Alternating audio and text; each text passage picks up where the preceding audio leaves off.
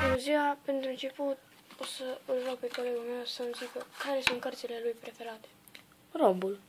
Cărțile de romb? Da. Bun. După ce voi amesteca puțin pachetul,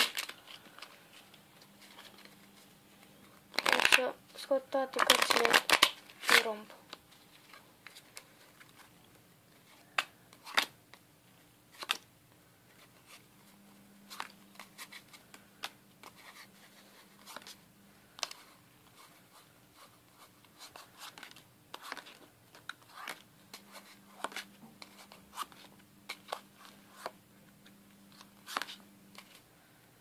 Doar că astea sunt toate.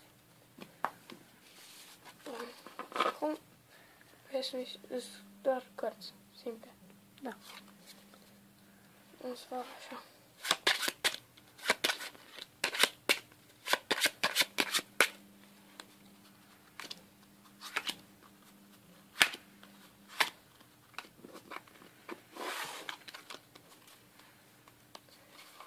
Să le amestec cât de bine pot.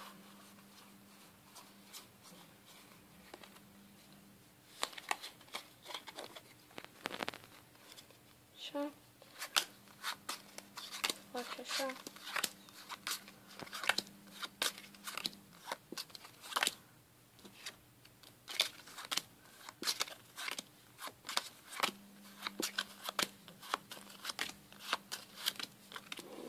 Acum, după ce am amestecat părțile, o să vă arăt o chestie uimitoare.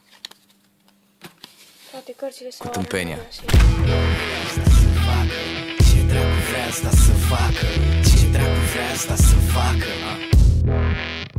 Sunt tâmpit când sar pe beat.